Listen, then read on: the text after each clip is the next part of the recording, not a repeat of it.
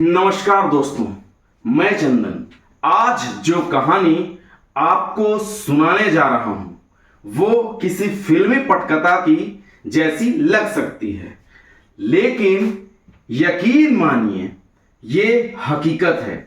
मध्य प्रदेश की उस धरती की जहां एक नाम का खौफ लोगों के दिलों में बैठा हुआ था, भैया राजा।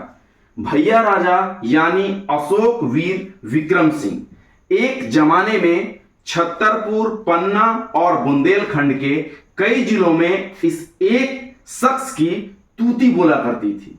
ऐसा कहा जाता है कि उसके घर में एक बड़ा सा तालाब था और उसमें उन्होंने मगरमच्छ पाल रखे थे। लोगों में यह दहशत थी कि अगर कोई उसके खिलाफ बोल दे तो वो उसे मारकर उन मगरमच्छों को खिला देता था। अब आप सोचिए, जब डर इतना हो तो इंसाफ की उम्मीद कौन करे। एक बार उस पर एक हत्या का आरोप लगा, वो जेल गया, लेकिन जेल से ही उसने विधानसभा चुनाव लड़ने का ऐलान कर दिया। पवई सीट से निर्दलीय खड़ा हुआ और चुनाव चिन्ह मिला हाथी छाप। लेकिन अब असली कहानी शुरू होती है। उसके समर्थकों ने घर घर जाकर वोट मांगे और हर दीवार, हर गली में एक खौफनाक स्लोगन चिपका दिया।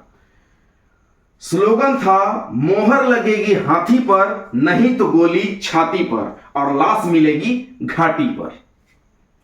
अब बताइए, कौन नहीं डरेगा। डर के मारे लोग वोट देने लगे और 42,000 वोटों से वो जीत भी हासिल कर लिया। जेल से बाहर निकला तो और भी ताकतवर हो गया। फिर एक दिन भोपाल के मिसरोद थाना क्षेत्र में एक लाश मिलती है। 11 दिसंबर 2009 की दोपहर थी। एक खेत में बोरी पड़ी हुई थी, खून से लथपथ। पुलिस आती है, बोरी को खोलती है और जो नजारा सामने आता है वो रूह कपा देने वाला था। एक 21 साल की लड़की की बेरहमी से हत्या कर दी गई थी। सर में गोली मारी गई थी। शरीर पर मारपीट और अत्याचार के निशान थे। पुलिस को उसकी जेब से वोल्वो बस का एक टिकट मिला और टिकट पर लिखा एक मोबाइल नंबर पर कॉल किया गया और दूसरी तरफ एक लड़की फूट फूट कर रो पड़ी। उसने बताया कि मरी हुई लड़की की पहचान है वसुंधरा उर्फ निशी बुंदेला। वो छतरपुर की रहने वाली थी। भोपाल के एमपी नगर में हॉस्टल में रहकर फैशन डिजाइनिंग का कोर्स कर रही थी। लड़की की मां रोते हुए बताती है, हमने बेटी को इसलिए भोपाल भेजा था कि वो छतरपुर में उसकी नजरों से दूर रहे। क्या पता था मौत वहीं इंतजार कर रही है। पुलिस की तफ्तीश तेज होती है और जो नाम सामने आता है वो था भैया राजा। रिश्ते में लड़की उसकी सौतेली बहन की पोती थी, यानी एक तरह से देखा जाए तो वो उसकी नातिन जैसी थी और उसी के साथ लंबे समय से शोषण हो रहा था। पता चला कि 1 महीना पहले ही उसका इंदौर में अबॉर्शन भी कराया गया था। वसुंधरा ने अपनी मां को सब कुछ बता दिया था कि कैसे उसके नाना के द्वारा ही उसके साथ गलत किया गया है। लेकिन मां ने भरोसा किया कि शायद हॉस्टल में मेरी बेटी महफूज रहेगी, पर अफसोस कि वो भरोसा भी टूट गया। वसुंधरा को इंदौर से भोपाल बुलाया गया था। उसे जबरन घर लाया गया और फिर मारपीट, यौन शोषण और आखिर में गोली मार दी गई।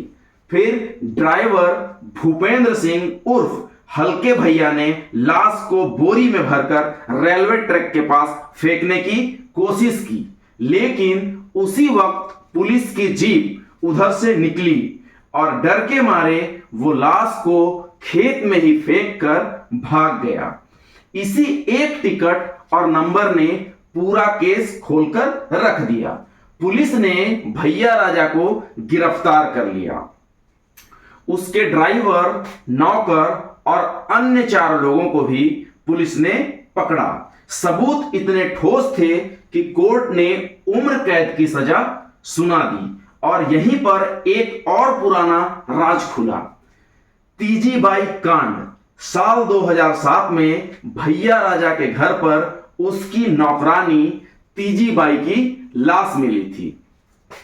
कहा गया था आत्महत्या, लेकिन सच्चाई थी कि तीजीबाई का अपहरण करके उसे बंधक बनाकर नौकरानी बनाया गया था और लगातार उसके साथ यौन शोषण किया जाता था। उस केस में भी जब दोबारा फाइल खुली तो सब पर मुकदमा चला और 2013 में 10 साल की सजा सुनाई गई थी। 2014 की दिसंबर में भैया राजा बीमार पड़ गए, अस्पताल में भर्ती हुए और 19 दिसंबर 2014 को उसकी मौत भी हो गई। एक दौर का बाहुबली जो मगरमच्छों से भी ज्यादा खतरनाक माना जाता था, जेल की सलाखों के पीछे दम तोड़ गया।